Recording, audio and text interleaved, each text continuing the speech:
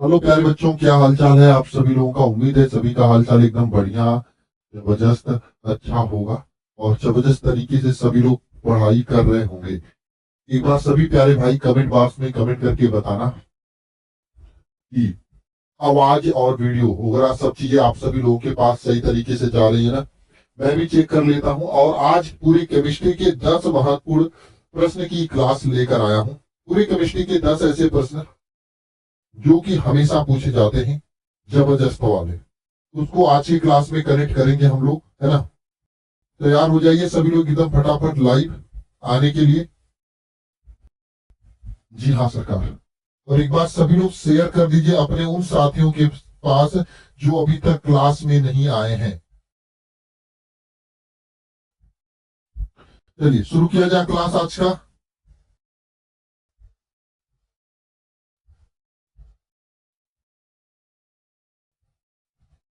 जी हाँ, चलो। तो 10 ऐसे प्रश्न की बात करेंगे जो कि हमेशा आप सभी लोगों के बोर्ड परीक्षा में पूछा जाता है।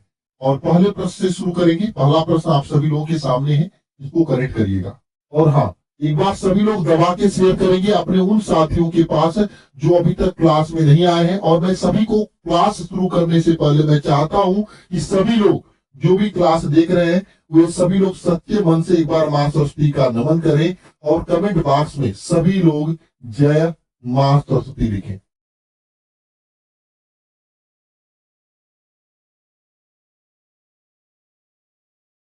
सभी लोग कमेंट बॉक्स में जय मां सरस्वती लिखें और फिर हम लोग क्लास की जबरदस्त शुरुआत करते हैं। जी सरकार, आ जाओ सभी लोग लाइव। हाँ, और कोशिश करना कि सब क्वेश्चन आपसे कनेक्टेड हो। और एक बात मैं आप सभी लोगों को बता देना चाहता हूं, इस रविवार, रविवार कितने तारीख को है भाई? 2 तारीख को है। तो 2 नवंबर को, 2 नवंबर दिन रविवार को हम जो है आप सभी लोगों के लिए एक स्पेशल क्लास लेके आ रहे हैं।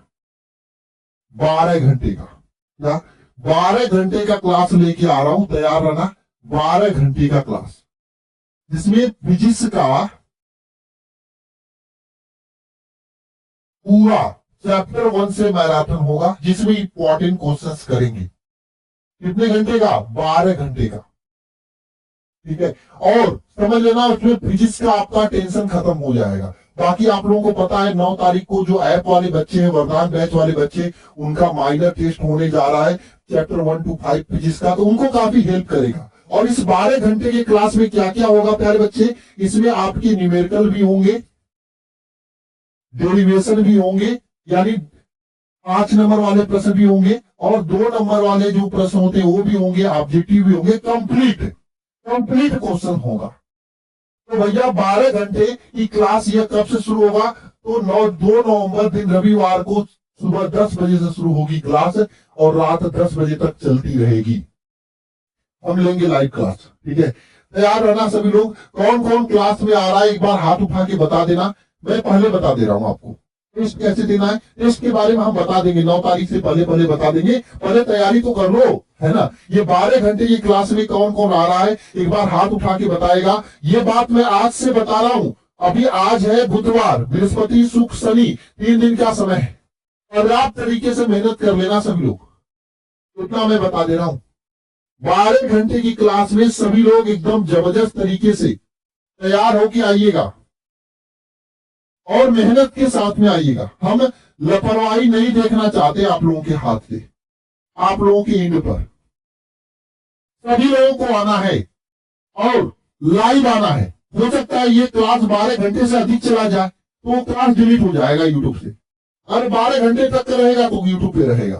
तो हम एक टारगेट बना के चैप्टर 1 से शुरू करेंगे, लास्ट तक लेके चलने की कोशिश करेंगे। जहां तक 12 घंटे में जाएगा जाएगा, उसके बाद भी लेके चलेंगे, है ना। तो सभी प्यारे बच्चे एकदम कमर कस के आने के लिए तैयार रहना। मैं आप सभी लोगों का इंतजार करूंगा। रविवार को 10 PM लिखा हूं, 10 AM पे, ठीक है ना। एकदम जबरदस्त तरीके से। और मैं सभी को कहना चाहता हूं, किसी भी कीमत में यह क्लास छोड़ना मत। बहुत ही जरूरी है आप लोगों के लिए ऐसी क्लासेज। और मैं आपको बता भी देना चाहता हूं, बोर्ड एग्जाम से पहले 12-12 घंटे की 2-3 क्लास अगर देख लेते हो ना, जो बच्चा ये सोचते कि मैं सिंपल पास होना चाहते हैं, उन बच्चों का परसेंटेज बढ़ के जो है, बढ़ के 90-95% आ जाएगा। जो पास होने के लिए तड़प रहे हैं ना, 12-12 घंटे वाला मैराथन अच्छे से देख ले, वरदान जैसे कंसेप्ट पढ़ ले, तो टॉपर बन जाएंगे, इतना मैं बता रहा हूं, क्योंकि क्वेश्चन उन क्लासेस से बाहर नहीं जाएगा, समझे। कैप्सूल क्लास सुबह 5 बजे चलती है ना। तो चलो जी भाई, ये मैं आप लोगों को बता देना चाहता हूं। तो रविवार को 12 घंटे की इस स्पेशल क्लास में आने के लिए तैयार रहना है। मैं आप सभी लोगों का इंतजार करूंगा। और चलिए आज की क्लास शुरू करते हैं। भाई पूछ रहा भैया कैप्सूल क्लास कब चलती है? कैप्सूल क्लास सुबह में 5 बजे चलती है डेली, ठीक है। चलो जी सरकार, अब क्वेश्चन पे चलते हैं। क्वेश्चनवा क्या बोल रहा है? ओ भैया क्वेश्चनवा क्या बोल रहा है? क्वेश्चनवा बोल रहा है कि राउल्ट के नियमों को समझाइए। देखो एक ही क्वेश्चनवा कितना बार पूछा है, राउल्ट के नियमों को समझाइए, राउल्ट के नियम की परिभाषा लिखिए, इसके आधार पर विलय में मोलर द्रव्यमान का व्यंजक परिकलन प्राप्त करिए। एक ही क्वेश्चनवा कितना बार पूछा भाई, है ना। आगे देखो, राउल्ट के वाष्प दाब अवनमन संबंधित परिभाषित कीजिए, है ना। राउल्ट के नियम को परिभाषित कीजिए तथा उसकी सीमाएं लिखिए, है ना। वाष्प दाब में अपेक्षित अवनमन क्या है? राउल्ट के नियम को व्यक्त करने के सूत्र को निर्धारण कीजिए। सब क्वेश्चन है आपके सामने। अवाष्पीय विलय तथा वाष्पीय विलायक से बने राउल्ट के नियम की व्याख्या कीजिए तथा गणितीय व्यंजक प्राप्त करिए। मतलब समझ रहे हो कितना बार यह क्वेश्चन राउल्ट का नियम पूछा गया है। और एक वादा बताऊं आपको, और एक चीज मैं बताऊं, 2026 के फरवरी में जो पेपर होगा ना, उसमें ये क्वेश्चन पक्का छपेगा। ऐसी ही तैयारी होगी आपकी एकदम हवा में, अभी से बता दे रहा हूं आपको। 26 के पेपर में छपेगा यह प्रश्न मेरे प्यारे भाई, तैयार कर लो इसे, है ना। नहीं तैयार करोगे तो पछताओगे, इतना मैं बता दे रहा हूं। चलो जी भैया शुरू करते हैं इस क्वेश्चन पे। और हाँ एक बात सभी लोग शेयर करो, राउल्ट का नियम क्या होता है? देखो राउल्ट का जो नियम होता है, राउल्ट का नियम दो होता है। कितना होता है? 2 नियम होता है। राउल्ट का कितना नियम होता है? तो 2 नियम होता है। राउल्ट का नियम कितना होता है प्यारे बच्चे? तो 2 नियम राउल्ट का होता है। एक तो वाष्पशील विलय के लिए, विलय के लिए राउल्ट का नियम होता है। दूसरा होता है जो नियम, ये अवाष्पशील विलय के लिए होता है।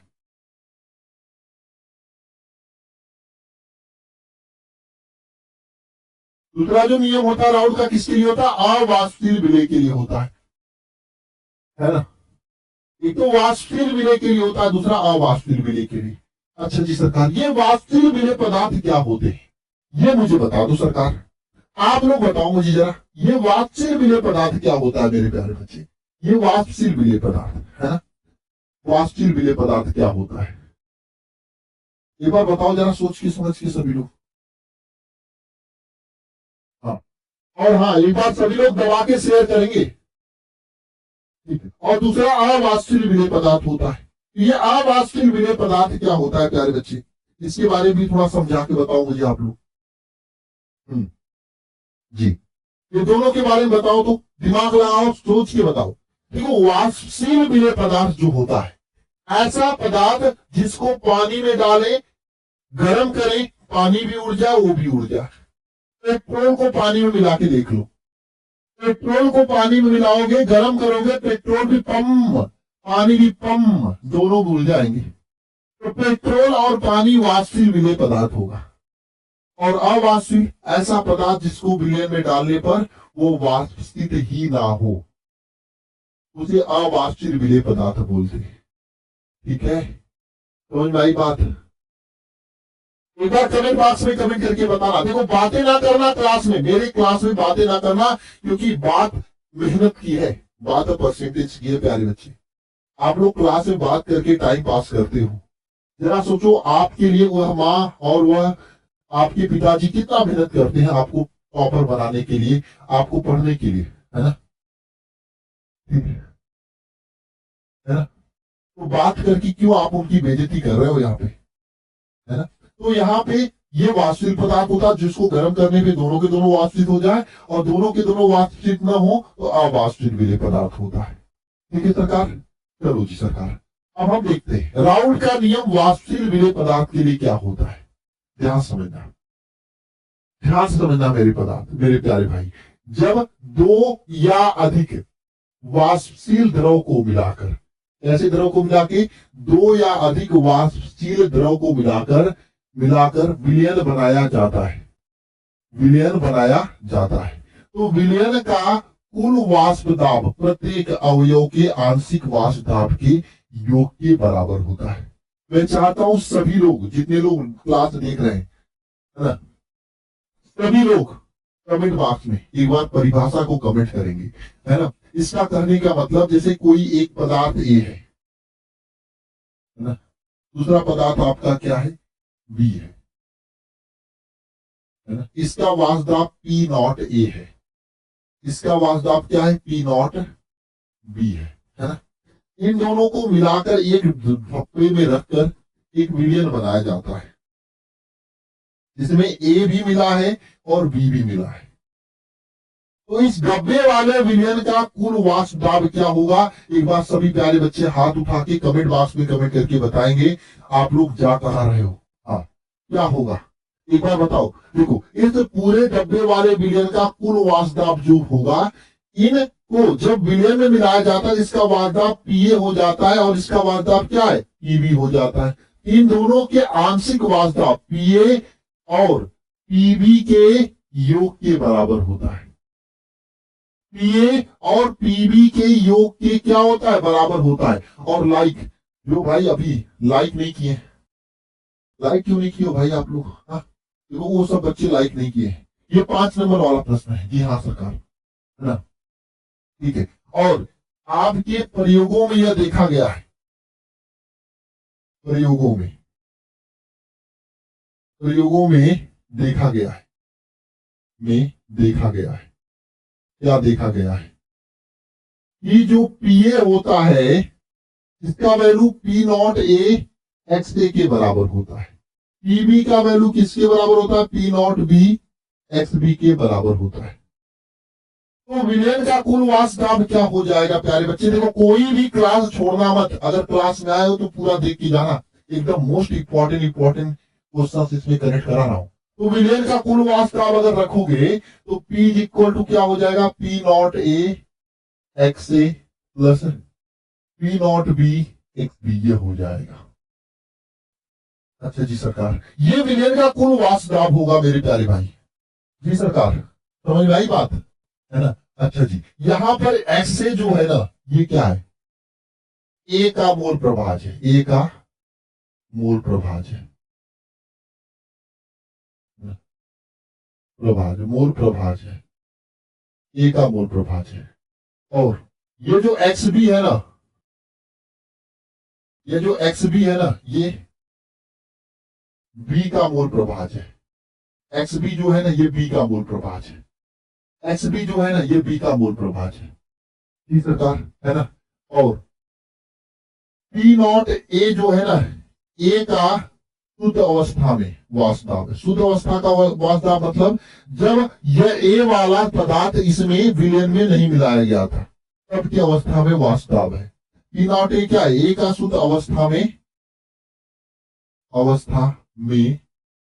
वाष्प दाब है। अच्छा जी सरकार, पी नॉट बी क्या होता है, तो बी का शुद्ध अवस्था में वाष्प दाब होगा। क्यों, एक बार हाथ उठा के बताना, समझ में आया आप लोगों को, नहीं आया क्या, है ना। ये तो आपका किसके लिए क्या था, राउल्ट का नियम वाष्पशील विलेय पदार्थ के लिए था।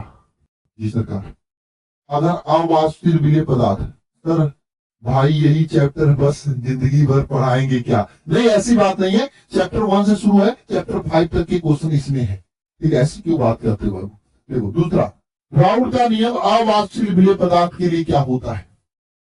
1 to 5 पूरे चैप्टर के क्वेश्चन है बाबू, ऐसा क्यों बोलते हो, है ना।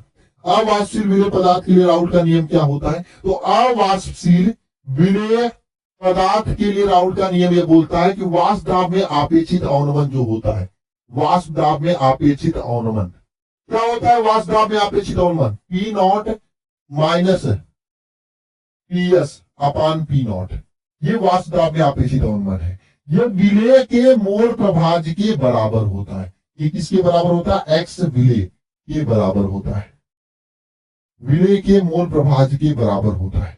वाष्प दाब में आपेक्षित अवनमन विलेय के मोल प्रभाज के बराबर होता है। ये आपका है ना। तो जी सेकेंड बुक बताओ, ठीक है, सेकेंड बुक का क्लास रखूंगा तनु कुमारी नेक्स्ट वीक में। पहले chapter number aldehyde ketone carboxylic अम्ल का 160, ठीक है। उसके बाद में सेकेंड बुक का भी बुक क्वेश्चन जो रखूंगा। अभी तो सुबह में आपकी सेकेंड बुक के रिएक्शन की ही तो क्लास ले रहा हूं बाबू, ठीक है।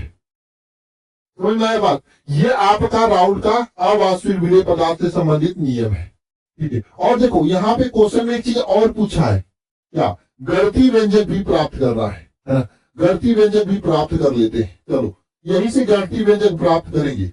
आपको पता है क्या होता है? P naught minus P S upon P naught is equal to X विलेय है ना? तो एक्स विलेय को हम लोग क्या लिखते हैं बताओ?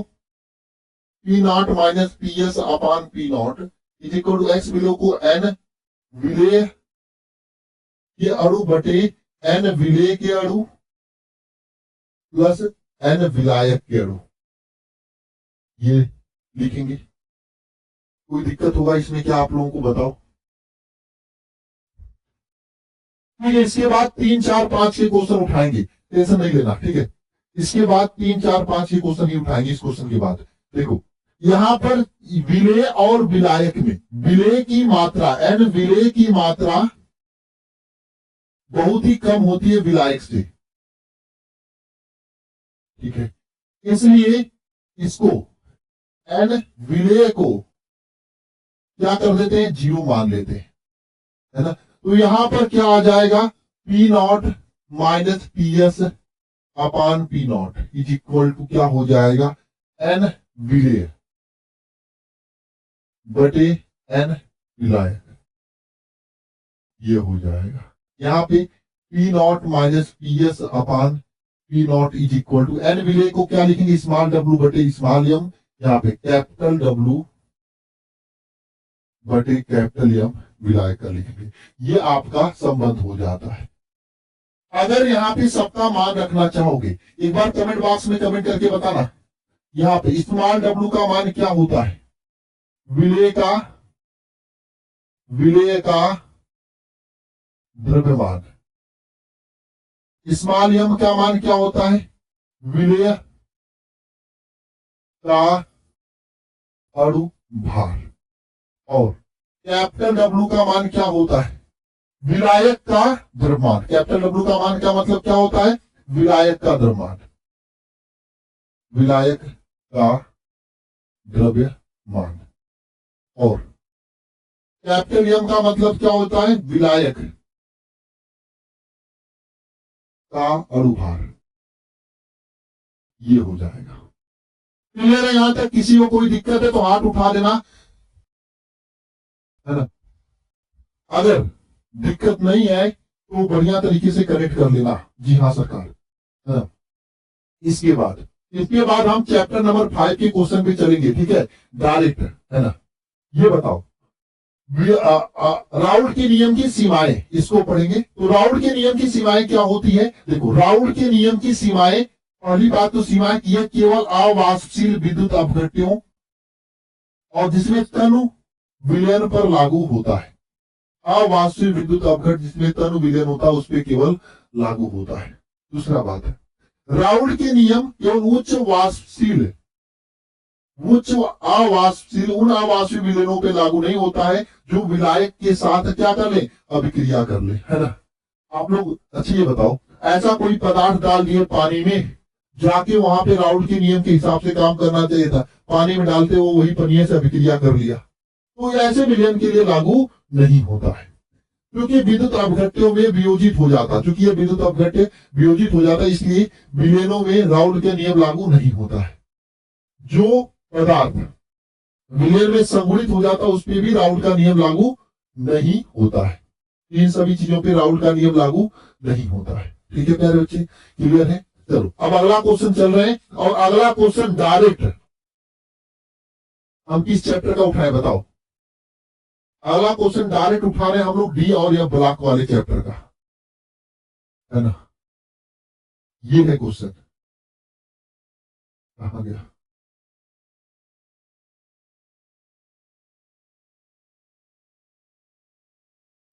लास्ट क्वेश्चन से चल रहा है।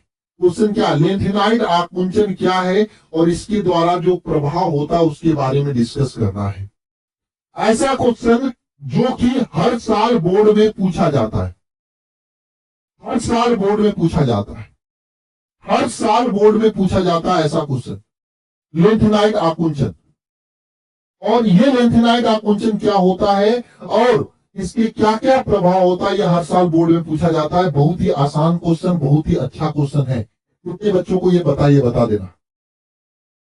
सर राइटिंग पे वीडियो बनाओ, 2 दिन के अंदर राइटिंग पे वीडियो बन जाएगा। राइटिंग कैसे अपना सुधारें बोर्ड में टॉपर बनने के लिए, 2 दिन के अंदर बन जाएगा प्यारे बच्चे। और किसी भी चीज में दिक्कत आ रही है कमेंट बॉक्स में कमेंट करना, मैं आपके साथ हूं प्यारे भाई। और हाँ, जो अभी तक लाइक नहीं किए हैं क्लास को ना, पहले फटाफट लाइक तो कर देना, है ना? जी सरकार बताओ, लेंथेनाइड आकुंचन। हाँ देखो, कुछ बच्चे इसका परिभाषा कमेंट बॉक्स में कमेंट कर डाले हैं। देखो आकुंचन शब्द को पकड़ो आप लोग, आकुंचन या फिर लेंथेनाइड संकुचन, संकुचन दोनों एक ही चीज होता है। लेंथेनाइड आकुंचन या लेंथेनाइड संकुचन दोनों क्या होता है? एक ही चीज होता है। अच्छा जी सरकार, ये बता दो जरा कमेंट बॉक्स में कमेंट करके कि लेंथेनाइड आकुंचन या संकुचन होता क्या है? ये होता क्या है? किस चिड़िया का नाम होता है? ये एक बार जरा कमेंट बॉक्स में कमेंट करके बता देना। तो लेंथेनाइड आकुंचन या संकुचन होता क्या है?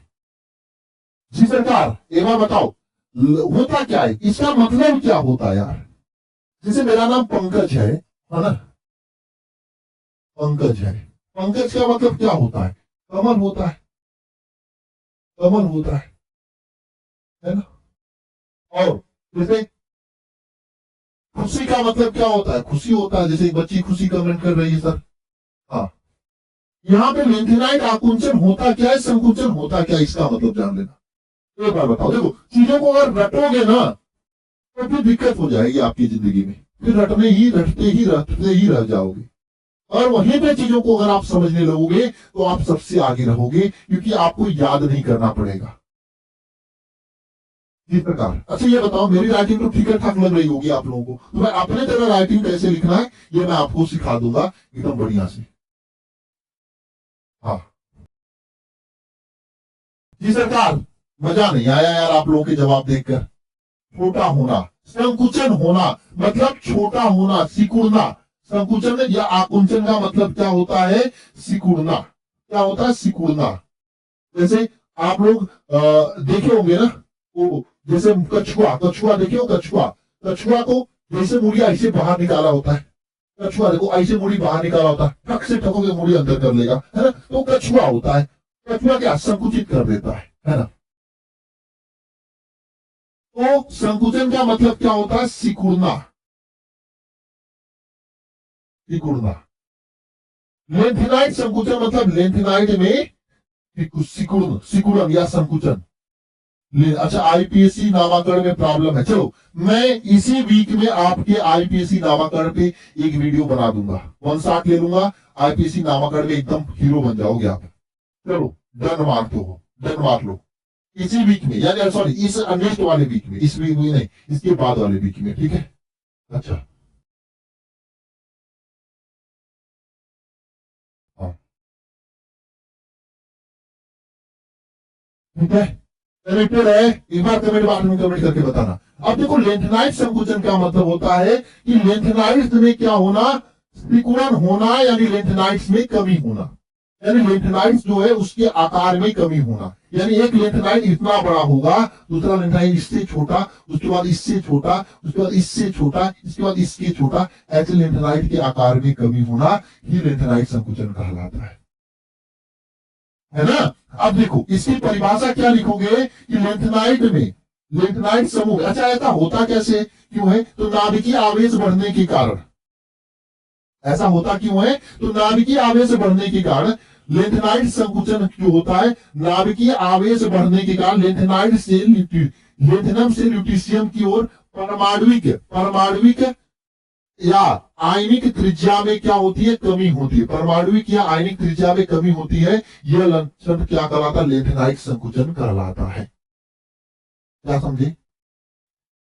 लेंथेनाइड्स में सर फिजिक्स चैप्टर 6 का न्यूमेरिकल आप लोग यार क्लास कर लो, क्लास कर लो बाबू। इस क्लास के कमेंट में कमेंट कर देना, मैं सभी के कमेंट को कनेक्ट कर लूंगा। देखो, चैप्टर 6 का न्यूमेरिकल कराने से पहले चैप्टर 5 का न्यूमेरिकल कराना होगा, और चैप्टर 5 का न्यूमेरिकल कल कराऊंगा। चैप्टर 6 का न्यूमेरिकल उसके बाद करा दूंगा, टेंशन नहीं लेने का। ठीक है, कल कल मेरा प्लानिंग है कल चैप्टर 5 का न्यूमेरिकल कराना फिजिक्स का। चैप्टर 5 के फार्मूला और न्यूमेरिकल दोनों साथ में कराना। चैप्टर 4 का फार्मूला और न्यूमेरिकल साथ में कराया था, उसी तरीके से,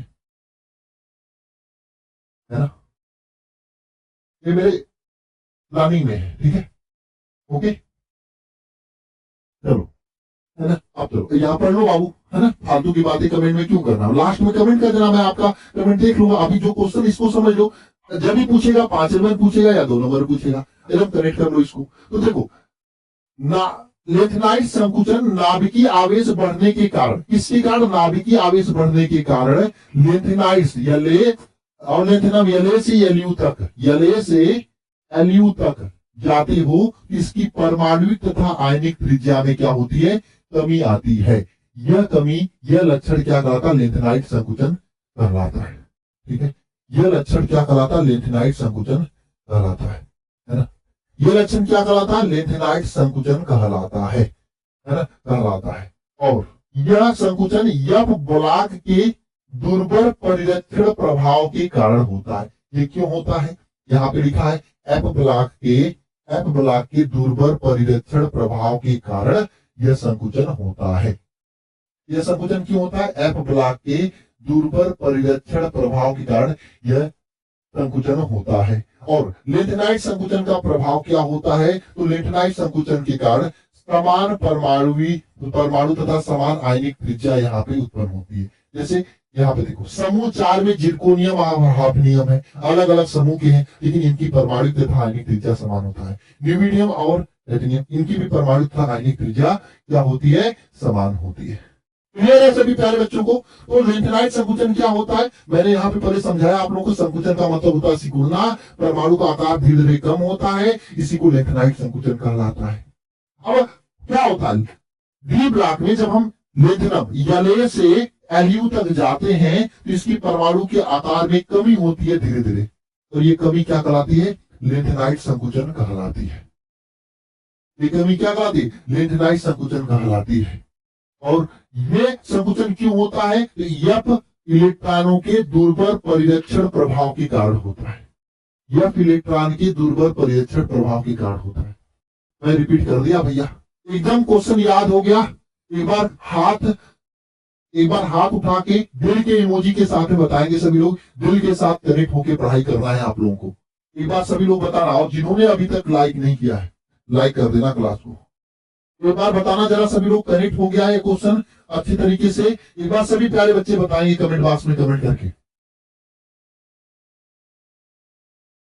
हाँ, बातें नहीं होनी चाहिए क्लास में, पूरी क्लियर एकदम अच्छे से। तो इसका पहला प्रभाव क्या होता है? जिरकोनियम और हाफनियम की परमाणु तथा आयनिक त्रिज्या समान होता है। न्यूबिडियम और टाइटेनियम की समान होता है। क्यों? लेंथेनाइड संकुचन के कारण। दूसरा प्रभाव देखो क्या होता है? ये एक लेंथेनम होता है ना?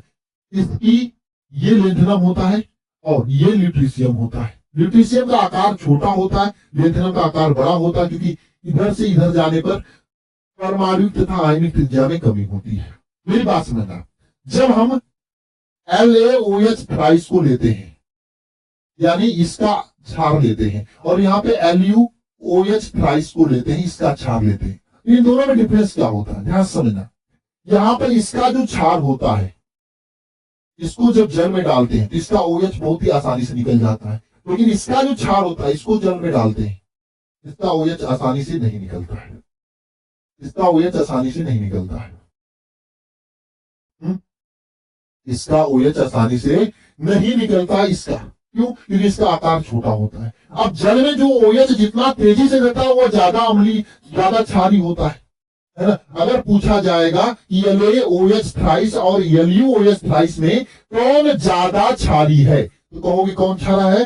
लेंथनम है। क्यों? लेंथनाइट संकुचन के कारण La का आकार जो है बड़ा होता है, Lu का आकार छोटा होता है। आकार बढ़ने के कारण यह जो है बहुत ही अच्छा क्षारी होता है, क्योंकि इसका OH आसानी से निकल जाता है, जबकि इसका OH आसानी से नहीं निकल पाता क्योंकि छोटा होता है। छोटा होगा तो यहाँ पे आकर्षण बल के कारण चिपका होगा इसके साथ, है ना, इसलिए।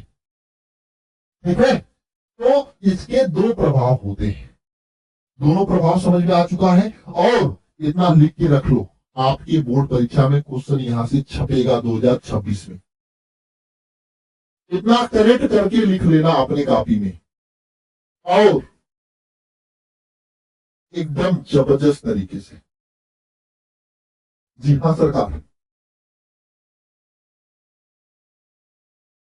एक बार मेरे प्यारे बच्चे बताओ, सभी लोग लिख लोगे इसके बारे में?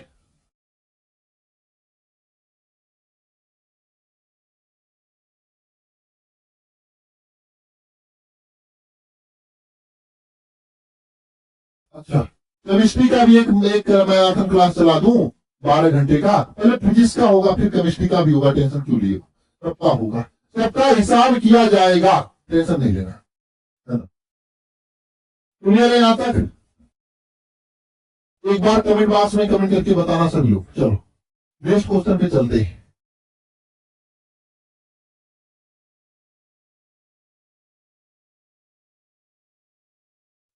अगला क्वेश्चन ये, संक्रमण तत्व क्या है, इनके प्रमुख गुणों के बारे में समझाइए।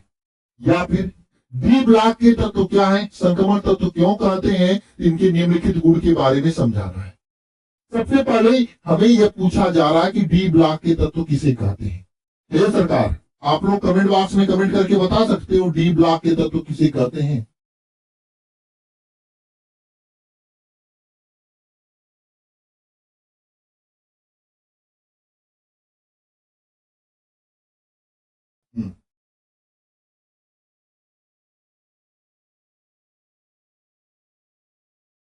डी ब्लॉक के तत्व किसे कहते हैं, एक बार कमेंट बॉक्स में कमेंट करके बता सकते हो। हाँ, डी ब्लॉक के तत्व, वे तत्व, देखता हूं कौन बच्चा सबसे पहले कमेंट करता है। हाँ, जिनके अंतिम इलेक्ट्रॉन डी ब्लॉक के तत्व।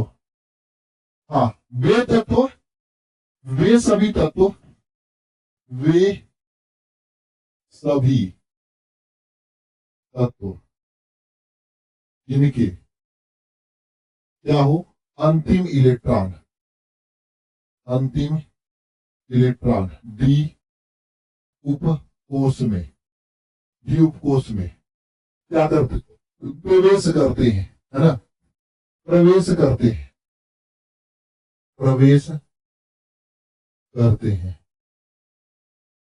प्रवेश करते हैं। डी ब्लॉक, डी ब्लॉक के तत्व कहा जाता है। क्या कहा जाता है इन्हें? डी ब्लॉक का तत्व कहा जाता है। बताओ इन्हें क्या कहा जाता है? डी ब्लॉक का तत्व कहा जाता है वे सभी तत्व जिनके अंतिम इलेक्ट्रॉन किस में प्रवेश करें, डी उपकोष में प्रवेश करें, डी ब्लॉक का तत्व कहा जाता है। 3D 4D 5D श्रेणी के तत्व इसमें होते हैं। ठीक है भैया, ठीक है, चलो आगे चलते हैं। अच्छा, डी ब्लॉक के तत्व तो परिभाषा हो गया। यहाँ पे संक्रमण तत्व किसे कहते हैं इसके बारे में भी बताना है। तो संक्रमण तत्व, संक्रमण तत्व किसे कहते हैं, तो संक्रमण तत्व किसे कहते हैं बताइए, बताओ संक्रमण तत्व किसे कहते हैं? डी ब्लॉक के वे सभी तत्व जिनकी NS कक्षक या N-D कक्षक में क्या हो, अयुग्मित इलेक्ट्रॉन हो, उन्हें क्या कहते हैं? संक्रमण तत्व कहते हैं, है ना। ठीक है, क्या लिखोगे परिभाषा में, बताओ। डी ब्लॉक के वे सभी तत्व जिनके NS कक्षक तथा N-1 डी कक्षक, N-1 डी कक्षक में सामान्य सामान्य या फिर या ऑक्सीकरण अवस्था में क्या हो, अयुग्मित इलेक्ट्रॉन हो, अयुग्मित इलेक्ट्रॉन हो संक्रमण तत्व कहलाते हैं, संक्रमण तत्व कहलाते हैं, है ना, ठीक है ना, समझ में आया।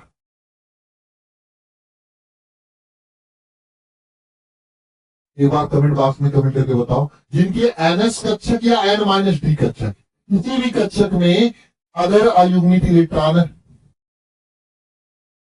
रहेगा तो वह संक्रमण तत्व कहलाएगा।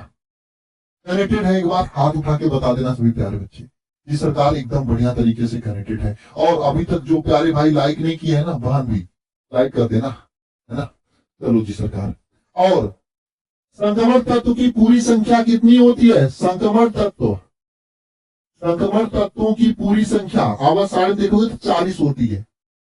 क्यों क्यों कितनी, संक्रमण तत्व पूरे आवर्त सारणी में पूरी संख्या 40 होती है। ठीक है, अब ऐसी चीज एग्जामिनर के सामने रख दो ना कि एग्जामिनर को पता भी नहीं हो, है ना। सॉरी संक्रमण तत्व की नहीं, हाँ डी ब्लॉक के तत्वों की, डी ब्लॉक के पूरे तत्वों की संख्या 40 होती है।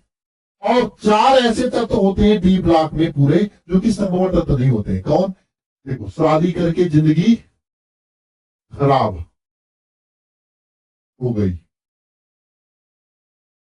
है ना। ये 4 ऐसे तत्व होते हैं जो कि संक्रमण तत्व नहीं होते। ये 4 ऐसे तत्व होते हैं जो कि संक्रमण तत्व नहीं होते, है ना। तो अगर आप संक्रमण तत्व की संख्या आप कहोगे डी ब्लॉक में संक्रमण तत्व कितने होते हैं, तो संक्रमण तत्व पूरे कितने होते हैं, तो 40 में से 4 घटा दो तो 36 तत्व डी ब्लॉक में संक्रमण होते हैं, है ना। अयुग्मित मतलब अनपेयर्ड इलेक्ट्रॉन, ठीक है। अच्छा, तो डी ब्लॉक के वे सभी तत्व जिनके NS तथा N-D कक्षक में क्या हो, अयुग्मित इलेक्ट्रॉन हो, संक्रमण तत्व कहलाते हैं। 4 ऐसे तत्व होते हैं जो कि संक्रमण नहीं होते हैं, जैसे जिंक, Td, Hg, UnB, है ना। अगर 40 में से 4 तत्व घटा दो 36 तत्व आपके संक्रमण तत्व होते हैं, 4 संक्रमण तत्व नहीं होते हैं डी ब्लॉक में, ठीक है ना प्यारे बच्चे। अब क्या क्वेश्चन में कह रहा है कि हमें संक्रमण तत्वों के प्रमुख गुण लिखिए, है ना। तो संक्रमण तत्वों के प्रमुख गुण कैसे होंगे, तो गुण यहाँ पे लिखते हैं। गुण लेकर आओ भैया, पहले गन्ना लाओ तब ना गुण निकालोगे, है ना। गुण, ठीक है। चलो जी सरकार, एकदम कनेक्ट करो इसको, गुण क्या क्या होता है, कनेक्ट करते हैं गुण, ठीक है। सबसे पहला गुण प्यारे बच्चे संक्रमण तत्वों का, सबसे पहला गुण, ये नाटक नौटिकी नहीं करता है ना। सबसे पहला गुण यह भैया परिवर्ती ऑक्सीकरण अवस्था प्रदर्शित करता है ना, ऑक्सीकरण अवस्था प्रदर्शित करता है, सबसे पहला गुण। सबसे पहला गुण ये परिवर्ती ऑक्सीकरण अवस्था प्रदर्शित करता है ना। पहला गुण हो गया। परिवर्ती ऑक्सीकरण अवस्था क्या होता है, मतलब आज अगर 1 रुपया मान जाएगा, कल कहेगा मुझे 10 रुपया चाहिए। अलग अलग स्टेज में अलग अलग ऑक्सीकरण अवस्था यह प्रदर्शित करता है, सबसे पहला गुण हो गया। दूसरा गुण क्या होता है यहाँ पे, ध्यान समझना, है ना। दूसरा गुण बताएं, यह क्या होता है, यह रंगीन आयन बनाता है, रंगीन आयन बनाता है, तीसरा गुण इसका क्या है? उत्प्रेरक का काम करता है, यानी किसी भी रासायनिक अपक्रिया में भाग लिए बिना उस रासायनिक अपक्रिया की स्पीड घटाता बढ़ाता है, यानी उत्प्रेरक का कार्य करता है। उत्प्रेरक का कार्य करता है।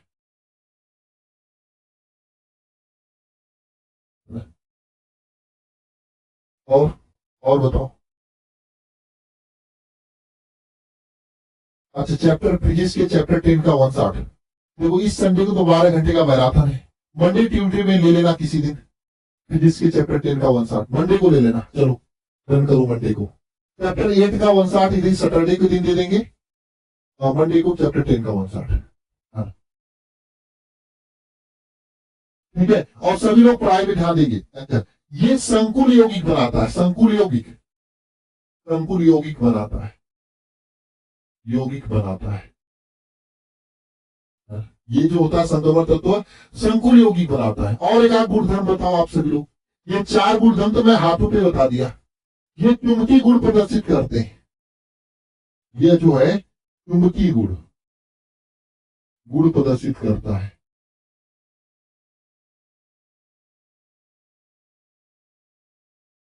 ये क्या करता है? चुंबकीय गुण प्रदर्शित करता है। और इस चैप्टर का 160, इस चैप्टर का 160 ऑलरेडी यूट्यूब पे पड़ा हुआ है, एक बार सर्च कर लो आप। और बताओ आप लोग। अब से गौतम सैटरडे के दिन या मंडे के दिन हम रख लेंगे इसका चैप्टर नंबर 10 का 160। उसके बाद चैप्टर नंबर 8 का दे दूंगा, उसके बाद 10 का। ठीक है। ये छठवां गुणधर्म बताओ। छठवां एक आध गुणधर्म आओ बताओ, बताओ। हाँ हाँ, क्वथनांक उच्च होता है। जी हाँ, क्वथनांक तथा गलनांक उच्च होता है। फलक सैनी सही है। इनका क्वथनांक तथा गलनांक उच्च होता है। इन तत्वों का क्वथनांक, इन तत्वों का क्वथनांक तथा गलनांक क्या होता है? उच्च होता है। क्वथनांक तथा गलनांक उच्च होता है। इंग्लिश वाली मैम की शादी है इसलिए क्लास नहीं हो रही है।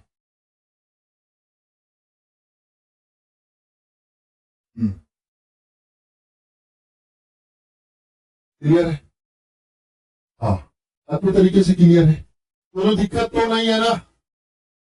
अंतरकाशी यौगिक का निर्माण। हाँ, 7वां गुणधर्म लिख लो। ये कितना लिखोगे यार? अंतरकाशी यौगिक का निर्माण करते हैं, यौगिक का निर्माण करते हैं, अंतरकाशी यौगिक का निर्माण करते हैं। ये संक्रमण तत्वों का गुणधर्म हो गया। और यहां पे क्या है? चुंबकीय गुण और विभिन्न आक्सीकरण अवस्था, यानी परिवर्ती आक्सीकरण अवस्था को डिटेल में समझाना है। तो सबसे पहले विभिन्न आक्सीकरण अवस्था के बारे में बताता हूं। ये परिवर्ती आक्सीकरण अवस्था क्यों प्रदर्शित करते हैं? जी सरकार, है ना? तो हेडिंग कर लेना, परिवर्ती, परिवर्ती आक्सीकरण अवस्था क्यों प्रदर्शित करते हैं? तो देखो, परिवर्ती आक्सीकरण अवस्था की बात करें।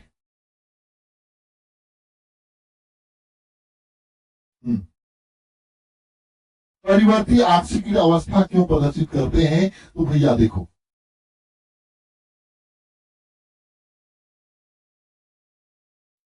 हाँ, धात्विक बंध भी बनाते हैं, ये भी लिख सकते हो। तो परिवर्ती आक्सीकरण अवस्था क्यों प्रदर्शित करते हैं, ये बताओ जरा कमेंट बॉक्स में कमेंट करके।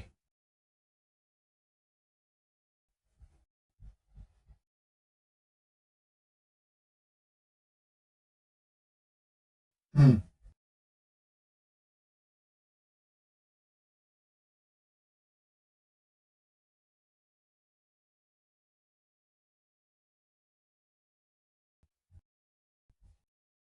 बताओ।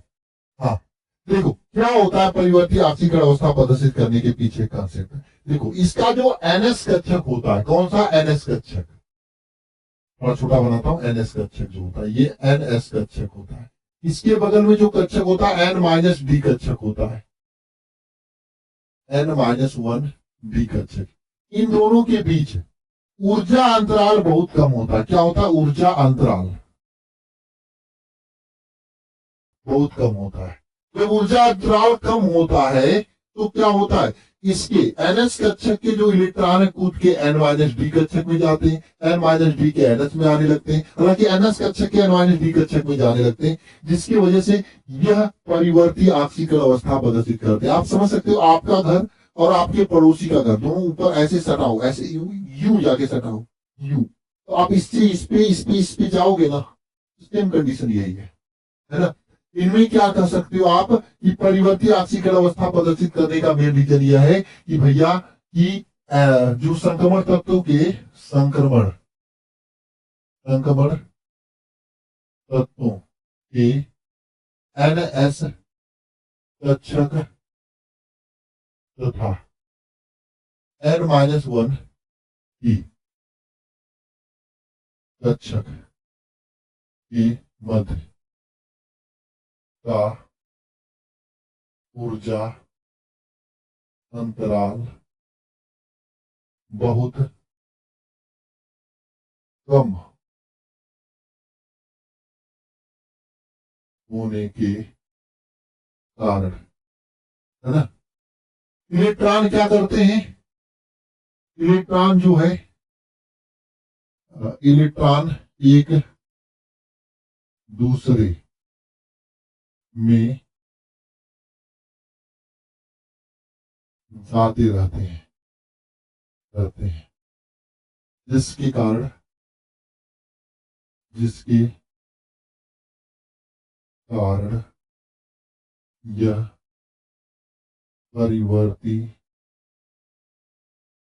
परिवर्ती आक्सीकरण अवस्था प्रदर्शित करते हैं।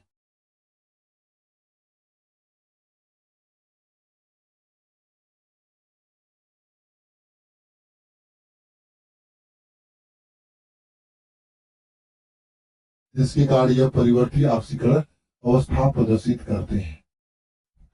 चैप्टर 8 का फुल शॉट नेक्स्ट वीक में ला दूंगा। चलो, आप लोग मांगते ही नहीं हो इसलिए मैं नहीं देता हूं। अगर कोई बच्चा कमेंट में आगे बोल दे मुझे इस चैप्टर का फुल शॉट दे दो तो मैं तुरंत दे देता हूँ, लेकिन आप लोग कहते नहीं हो। वैसे तो आप लोगों को जरूरत ही नहीं, पुराना फुल शॉट थोड़ा थोड़ा करके देखते रहते हो, मुझे नहीं पता चलता क्या कैसे देखते हो, है ना। जब आप लोग कहते हो तुरंत मैं देने के लिए तैयार रहता हूँ। ठीक है, ये हो गया। चलो, चुंबकीय गुणधर्म के बारे में बताते हैं। देखो इसमें क्या, एनएस और एन माइनस डी कक्षक के बीच ऊर्जा अंतराल बहुत कम होता है, जिसके कारण ये क्या करते हैं? परिवर्ती आक्सीकरण अवस्था प्रदर्शित करते हैं। ठीक है, चलो जी सरकार, आगे चलते हैं नेक्स्ट बात पे। नेक्स्ट क्या है यहाँ पर? नेक्स्ट यहाँ पे विभिन्न आक्सीकरण अवस्था चुंबकीय गुणधर्म। अच्छा बताओ, चुंबकीय गुणधर्म किस बात पे निर्भर करते हैं? चुंबकीय गुण धर्म किस बात पे निर्भर करते हैं? तो चुंबकीय गुणधर्म किस बात पे निर्भर करता है? बताओ।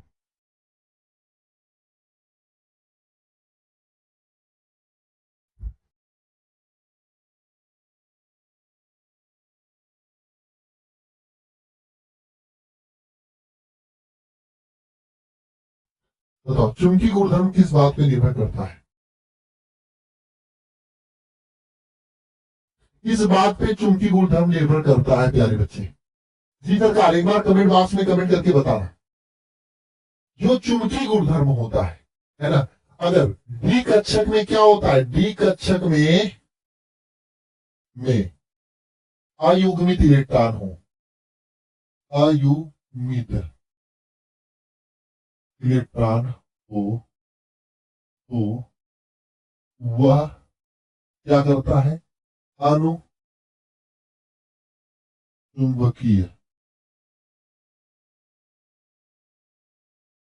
की तरह व्यवहार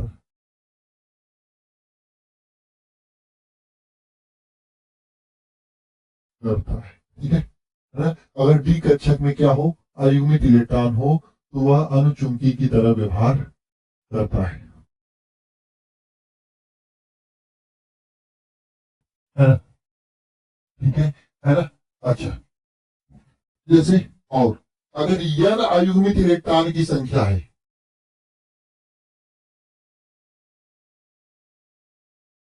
की संख्या है, ये अगर n आपकी अयुग्मित इलेक्ट्रॉन की संख्या है, तो यहाँ पे क्या हो जाएगा, है ना, चुंबकीय गुण, है ना, चुंबकीय आघूर्ण, चुंबकीय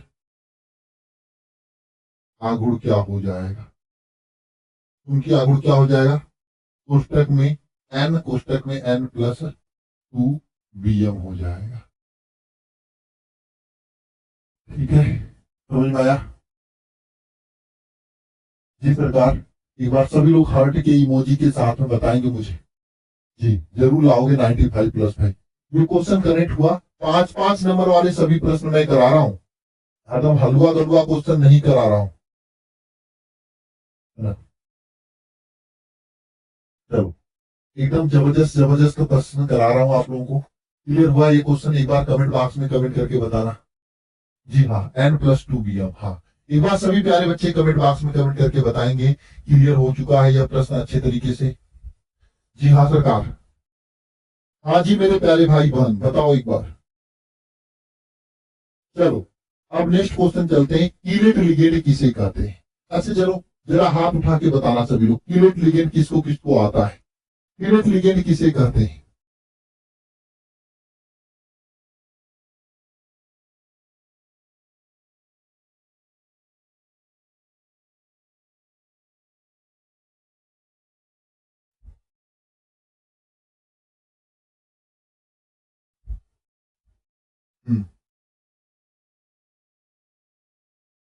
कीलेट लिगेंड किसे कहते हैं,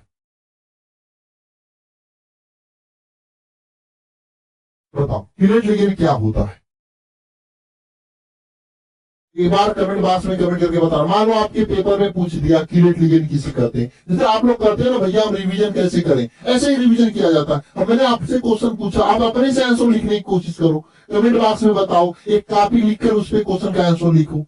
तो इससे क्या होता है कि इस तरीके से करने से आपका रिवीजन अच्छा होता है। अगर आप बता लोगे तो अच्छी बात है, नहीं बता पाओगे तो मैं खुद बताऊंगा, आपका रिवीजन हो जाएगा। नहीं पता? जी सरकार, क्या होता है कीलेट लिगेंड? हाँ, देखो क्या होता है, जब कोई, पहली बात लिगेंड किसे कहते हैं आप लोग ये बताओ। चलो, कीलेट कीलेट प्रभाव छोड़ो, लिगेंड क्या होता है ये बताओ जरा आप लोग। लिगेंड,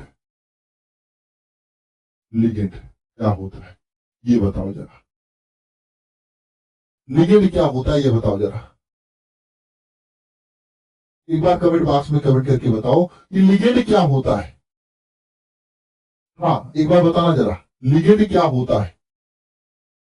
जी सरकार, हाँ, देखो लिगेंड ऐसा ऐसा आयन या परमाणु होता है या यौगिक होता है जो केंद्रीय धातु परमाणु को अपना इलेक्ट्रॉन देता हो, है ना, उसे क्या बोलते हैं, लिगेंड बोलते हैं। लिगेंड मेन रूप से क्या काम करता है, लिगेंड इलेक्ट्रॉन देने का काम करता है, किसको, केंद्रीय धातु परमाणु को। हम लिगेंड को लीजेंड के नाम से भी बच्चों को बताते हैं, लिगेंड लिगेंड नहीं है, लिगेंड लिगेंड नहीं है, क्या है, लीजेंड है। लिगेंड लिगेंड नहीं है, लीजेंड है।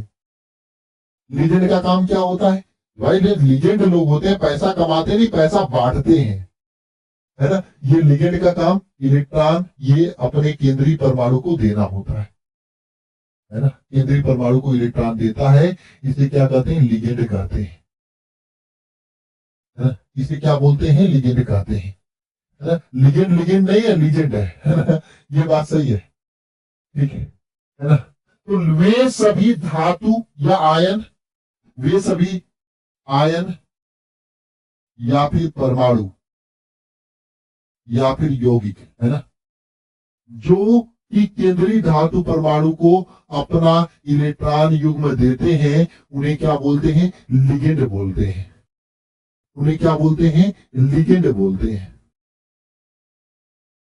हाँ, आयन परमाणु जो अपना इलेक्ट्रॉन युग्म देते हो, जैसे आजकल के जमाने में लड़कियों को सब लोग पैसा देते हैं, तो जो पैसा देते हैं वो लिगेंड होते हैं, लेती है वो केंद्रीय धातु परमाणु होते हैं, ऐसा समझ सकते हो, है ना।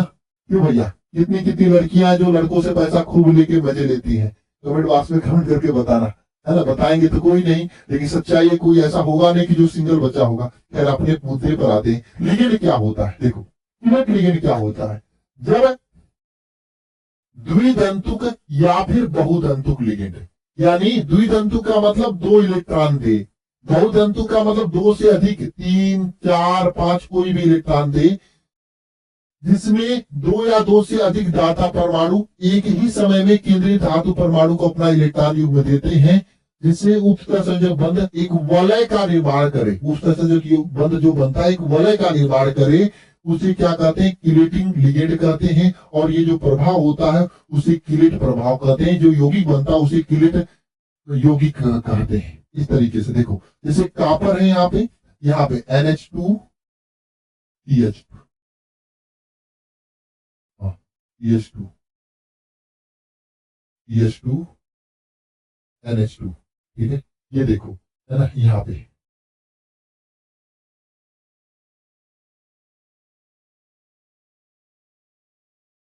है ना। अब देखो, ये केंद्रीय धातु परमाणु को अपना इलेक्ट्रॉन दे रहा है। इस प्रकार से यहाँ पर एक वलय बन जाता है ना। अब ये वलय जो बनता है इसको किलेट लिगेंड कहते हैं, है ना। ये जो लिगेंड जो है इसको किलेट लिगेंड कहेंगे। वलय जो बनेगा इसे किलेटिंग, ये प्रक्रिया किलेटीकरण कहलाएगा और ये किलेट प्रभाव कहलाता है। और यही आपका किलेट लिगेंड का काम होता है। और किलेट लिगेंड जहां बनते हैं ना, वहां पे यौगिक ज्यादा अस्थायी होता है, ज्यादा मजबूत होता है, ज्यादा तगड़ा होता है यौगिक, है ना। जहां पे भी ये किलेट लिगेंड बनता है।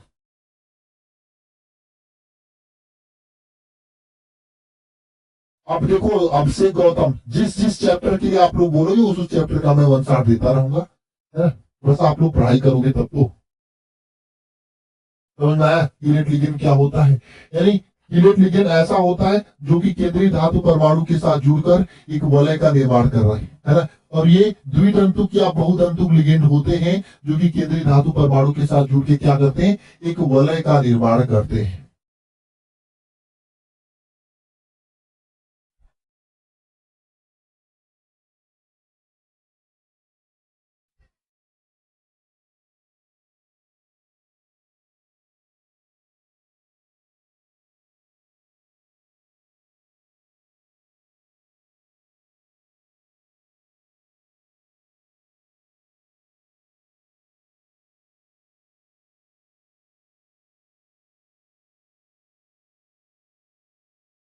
समझ में आई बात आप सभी लोगों को? एक बार कमेंट बॉक्स में कमेंट करके बताओ। दोनों दिक्कत है तो बता देना कमेंट बॉक्स में कमेंट करके। जी सरकार। जी हाँ।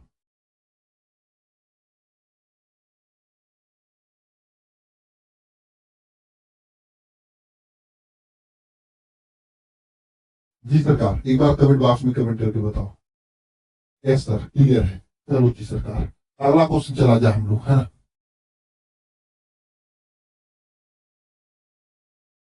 अगला क्वेश्चन यहाँ पे है, वर्नर के अवधारणाओं को आपको लिखना है ना। वर्नर की अवधारणा के बारे में बताना है ना। वर्नर की अवधारणा देखो, वर्नर के अनुसार क्या होता है, किस तरीके से यौगिक का निर्माण होता है, वो आपको बताना है। कितने बच्चों को वर्नर की अवधारणा के बारे में पता है? एक बार कमेंट बॉक्स में कमेंट करके बताएंगे सभी प्यारे भाई। वर्नर की अवधारणा क्या है? वर्नर के अनुसार कोई भी उपसंयोजक यौगिक एगो नहीं दो गो संयोजकता रखता है। कितना रखता है? दो गो संयोजकता। जैसे मैंने आपको बता दिया गर्लफ्रेंड एक वाइफ, उसी तरीके से ना। तो कोई भी यौगिक क्या करता है ना। वर्नर के सिद्धांत के अनुसार कोई भी यौगिक जो है, उपसंयोजक यौगिक दो प्रकार की संयोजकताएं रखता है। एक प्राथमिक संयोजकता, दूसरा क्या? द्वितीयक संयोजकता। दो प्रकार की संयोजकता रखता है। ठीक है, प्राथमिक संयोजकता, दूसरा क्या? द्वितीयक संयोजकता। दो प्रकार की संयोजकता रखता है। इस प्रकार एक प्राथमिक संयोजकता, दूसरा क्या? द्वितीयक संयोजकता। दो प्रकार का संयोजकता रखता है ना। अच्छा, प्राथमिक संयोजकता जो होता है है ना।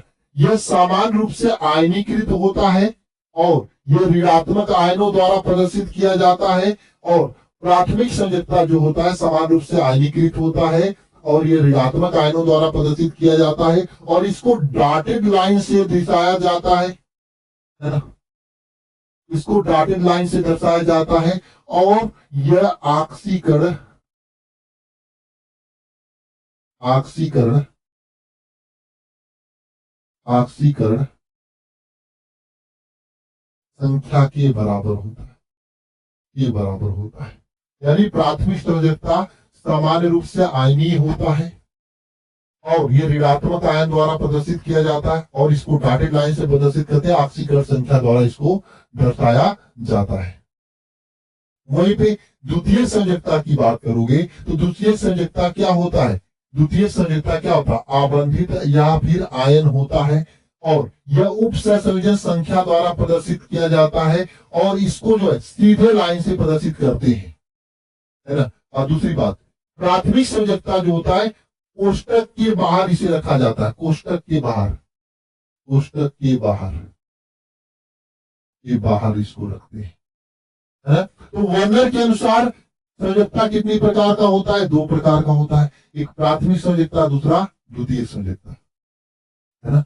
प्राथमिक संयोजकता जो होता है कैसा होता है? आयनीय होता है, ऋणात्मक आयन द्वारा संतुष्ट किया जाता है, ऑक्सीकरण संख्या द्वारा दर्शाया जाता है और डॉटेड लाइन दर्शाता है और इसको कोष्टक के बाहर रखते हैं।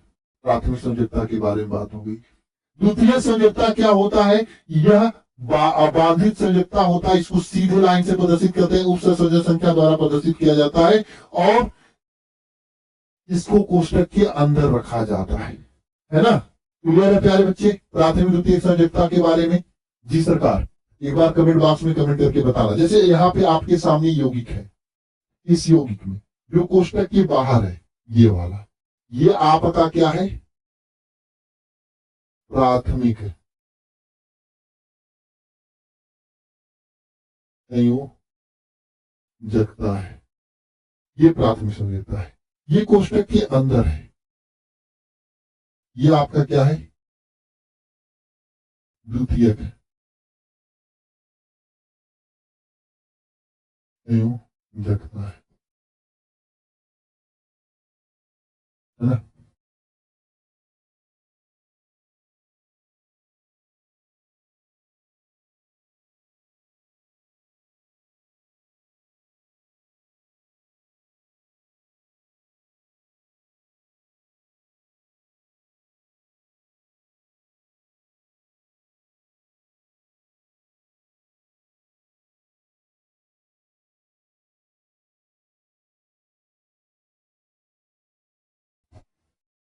समझ में आ गया? क्लियर है? कोई दिक्कत तो नहीं है ना? ठीक है। तो भैया मैंने यही बात बोला था, जो प्राथमिक संयोजकता ये गर्लफ्रेंड है, इसको घर से बाहर रखा जाता है और डॉटेड लाइन से दर्शाते हैं। और द्वितीय संयोजकता जो होता है ये घर के अंदर होता है, इसको सीधी लाइन से दर्शाते हैं और ये उप सहसंयोजन संख्या द्वारा प्रदर्शित किया जाता है द्वितीय संयोजकता, जबकि प्राथमिक संयोजकता ऑक्सीकरण संख्या द्वारा प्रदर्शित किया जाता है ना।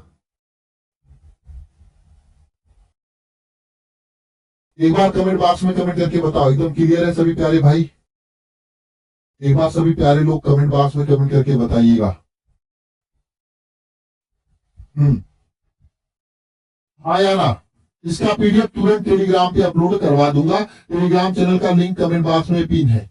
हमको लगता है क्लास को बंद करना पड़ेगा, है ना।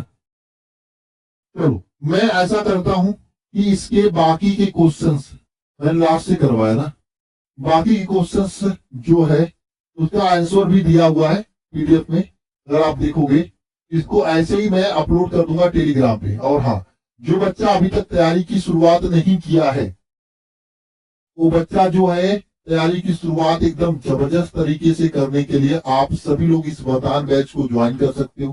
चैप्टर 1 से बढ़िया तरीके से इसमें पढ़ाया जा रहा है, अभी काके चैप्टर हुआ है, ज्वाइन कर लोगे तो जबरदस्त तैयारी हो जाएगी। मात्र 699 रुपए फीस में आपकी जबरदस्त तैयारी हो जाएगी, पूरे सिलेबस की, पूरे साल की एकदम जबरदस्त तरीके से। और वरदान बैच में ज्वाइन होने वाले सभी बच्चों को संजीवनी बुकलेट फ्री मिल रहा है एकदम जबरदस्त तरीके से। तो जितने भी बच्चे अभी तक तैयारी की शुरुआत नहीं किए हैं, बैच में ज्वाइन करके तैयारी की शुरुआत एकदम जबरदस्त लेवल पर कर सकते हैं, जबरदस्त परसेंटेज फोड़ सकते हैं 2026 बोर्ड परीक्षा के लिए। ठीक है ना। और बाकी इसमें क्या क्या होता है, तो चैप्टर्स का क्योंकि रिवीजन 160 के द्वारा कराया जा रहा है, live plus recording class, most important questions की पूरी चैप्टर वाइज क्लास है, क्लास का पीडीएफ नोट्स है, प्रॉपर संजीवनी बुकलेट, सब कुछ ए टू जेड इसमें कराया जा रहा है। तो ज्वाइन करके आप सभी लोग अपने तैयारी को A1 लेवल पर ले जा सकते हो। बाकी हम लोग मिलते हैं नेक्स्ट क्लास में, तब तक के लिए सभी को जय मां सरस्वती।